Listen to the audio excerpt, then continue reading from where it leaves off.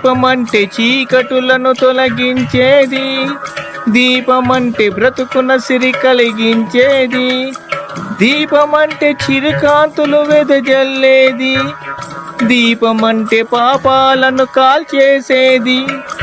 సూర్యుడొక్క దీపం, ఆ చంద్రుడొక్క దీపం, మన తనువును ఆడించే ప్రాణమొక్క దీపం. సూర్యుడొక్క దీపం, ఆ చంద్రుడొక్క దీపం, మన తనువును ఆడించే ప్రాణమొక్క దీపం. దీపమంటే చీకటులను తొలగించేది, దీపమంటే బ్రతుకున సిరి కలిగించేది. జ్ఞానమొక్క దీపం, ఆ ధ్యానమొక్క దీపం, మన కర్మను మోసేటి కాలమైన కవనం. జ్ఞానమొక్క దీపం, ఆ ధ్యానమొక్క దీపం, మన కర్మను మోసేటి కాలమైన కవనం. దీపమంటే చిరుకాంతులు వెదజల్లేది, దీపమంటే పాపాలను కాల్చేసేది. దీపమంటే జ్ఞానం రా, దీపమంటే యోగం రా, దీపమంటే సమరం రా, దీపమంటే అమరం రా. దీపమంటే జ్ఞానం రా, దీపమంటే యోగం రా, దీపమంటే సమరం రా, దీపమంటే అమరం రా. దీపమంటే తరతరాల మూలధనం రా, దీపమంటే జీవన భృతి ప్రాణస్వరం రా. కన్నీటిని కాల్చేటి అగ్నిగుణం రా, కష్టాలను కడదేర్చే అగ్నిస్వరం రా. దీపం దీపం దీపం దీపం దీపం దీపం దీపం దీపం. నమః శివాయ, నమః శివాయ, నమః శివాయ.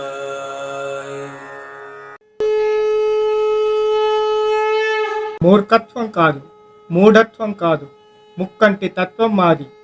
మేము హిందువులం.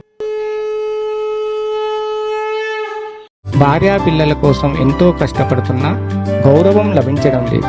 ప్రతిసారి అవమానమే ఎదురవుతుంది. అత్తగారింటికి వెళ్తే తప్పు చేసిన వాడిలా చూస్తున్నారు. ఎంత సంపాదించినా గౌరవం లేని జీవితమే లభిస్తుంది.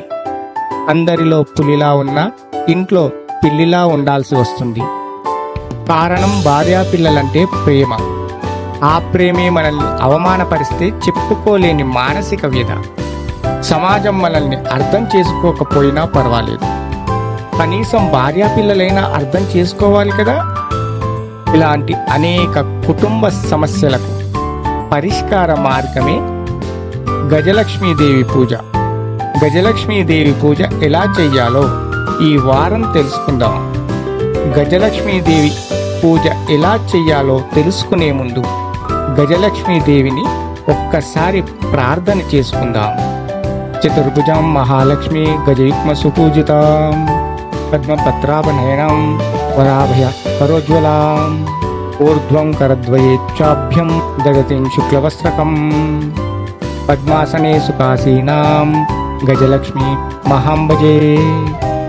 గజలక్ష్మీ మాత ఎన్నో సమస్యలకు పరిష్కార మార్గాన్ని చూపించి మనశ్శాంతిని ప్రసాదించే ఒక అద్భుతమనే చెప్పవచ్చు. గజలక్ష్మీ మాత పూజ చెయ్యాలనుకునేవారు ప్రత్యేకమైన నియమాలను పాటించాల్సిన అవసరం లేదు. కరుణ దయామూర్తి గజలక్ష్మీ మాత. గజలక్ష్మీ మాతకు ప్రత్యేకమైన గది ఉండాల్సిన అవసరం లేదు. మీ ఇంటిలో మీకు అనుకూలమైన చోట చిన్నని దేవుని మందిరాన్ని ఏర్పాటు చేసుకోవచ్చు.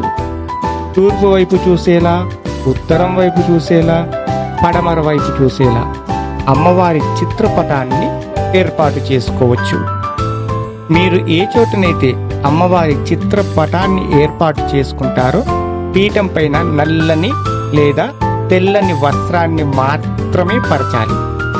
తూర్పు వైపు చూసేలా అమ్మవారి చిత్రపటం ఉన్నట్లయితే దీపం అమ్మవారికి కుడి ప్రక్కన ఏర్పాటు చేసుకోవాలి.